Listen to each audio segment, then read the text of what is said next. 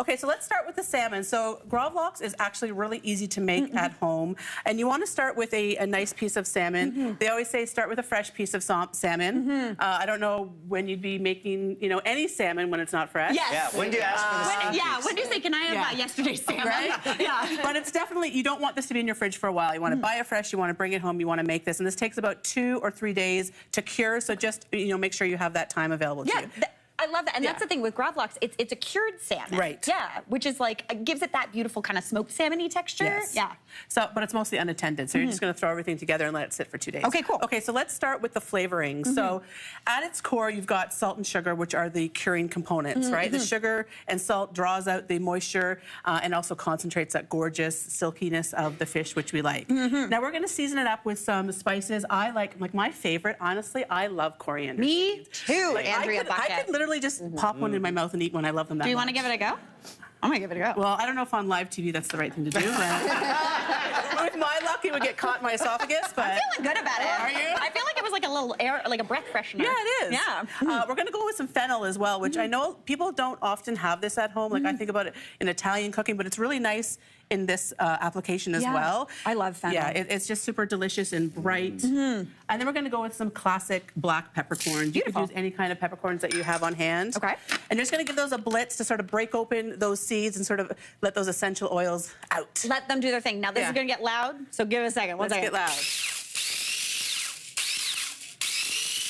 Does that look good? Yeah, okay, perfect. We did it. Nicely done, everybody. Mortar and pestle as well, Yeah. but this is easier. This for is most way people, easier. We love this. Yeah. All right, so we're going to dump that right in the bowl, along with our other ingredients. So we've got some kosher salt here.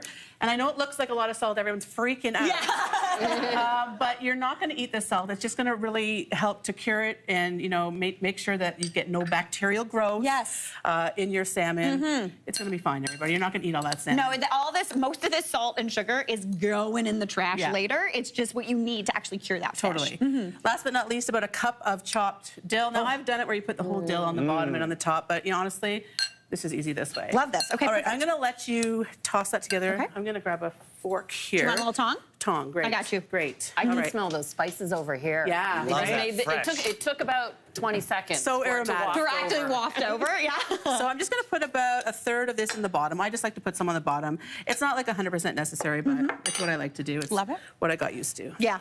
All right, we're going to pop this in here skin side down. Oh, that's beautiful. And I love that we're using skin because it holds it all together. It does. Really makes it nice. Makes it easier to slice and all that jazz. Okay. All right, we're going to just literally pour that whole bunch of spices and salt on top of the salmon. Make sure it's well coated. Let's do it. Oh, yeah.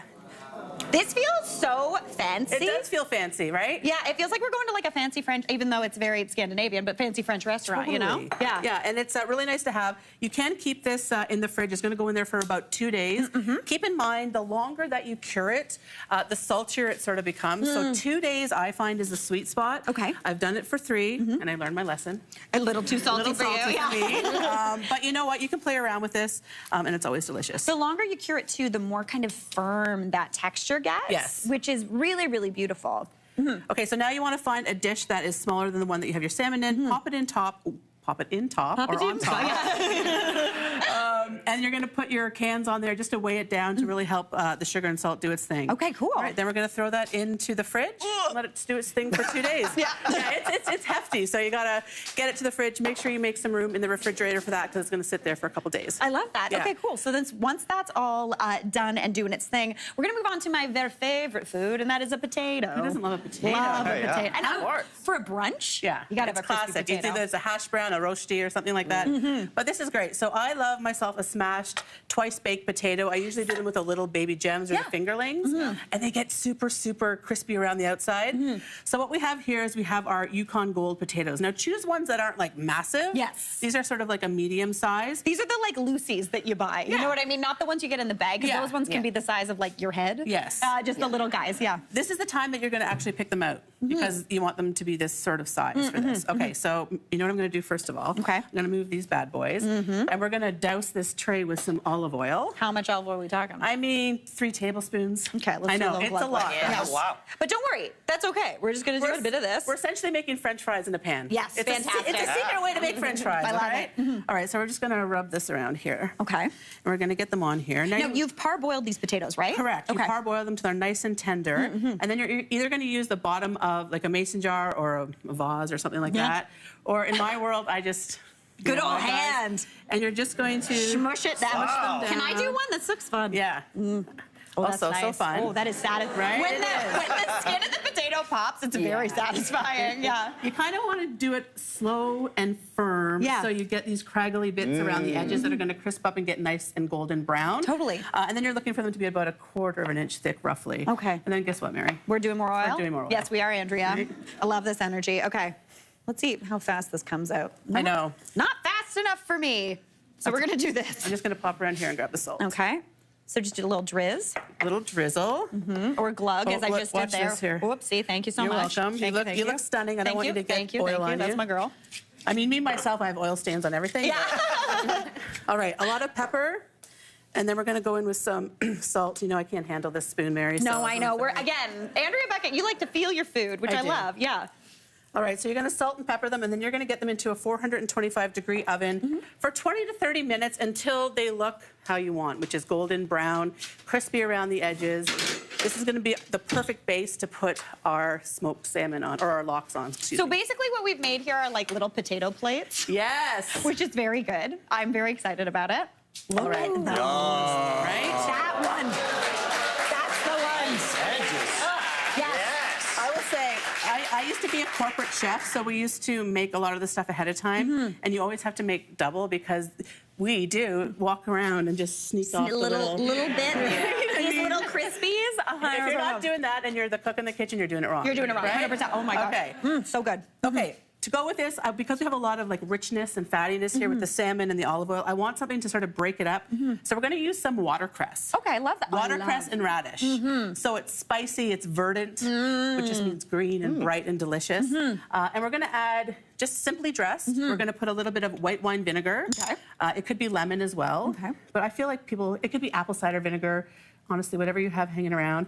I like myself some acidity. I love that any sort of like a light colored vinegar works beautifully. Like a Yes. balsamic on this might kind of pull back on it. Might be a bit too cloying, Yeah, right? exactly. And I'm going to get you to just to season that up a little bit too, because you always want to season your salad. It's very springy. Very Very. sweet. I like Imagine it.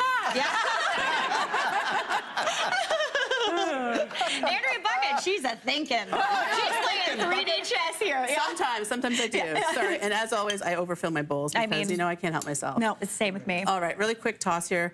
So you could let people serve themselves. You could do it family style, but let's, why don't we plate one of these up, Mary? Okay, let's do it. Okay, so let's take, There's a little. is there a spatula? Here we go. You do want a spatula for this because these might, fall apart a little bit. Okay. But let's just Oh my gosh. take these across Oh, that here. one's mine. That one's Okay. yours. Yeah, right?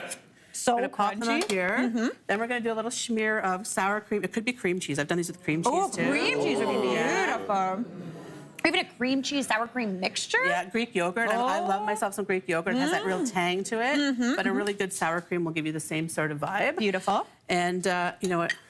She's going her hand. Know where your best salad tongs are? Right at the end of your arms. Yeah. Yeah. And I like to do this because for me it's about the showmanship, right? Yeah. You want it to look good. You want a bit of those craggly potatoes sticking out. Yeah. You want a bit of that green and the red from the radish. And then we're going to top it off with the beautiful salmon. So this is the gravlax. You've thinly Yes. sliced it. Yes. Beauty. That is stunning, Andrea. You guys, this is so easy to make. It looks like you went to a fancy restaurant, but honestly, you can do it at home. Now, what if you're not maybe the biggest fan of the salmon? Could you do something like this with maybe eggs? A jammy egg, Yeah. like a 6-minute egg. Yeah. So my way to cook a 6-minute egg is to bring the water up to a boil, gently lower the eggs down using like a spoon or a ladle so they don't crack.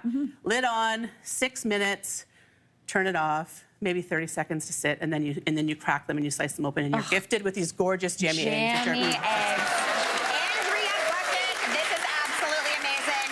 I'm gonna eat this crispy. Hey, Mary here. What did you think? Drop your comments below and don't forget to like and subscribe for more of the good stuff.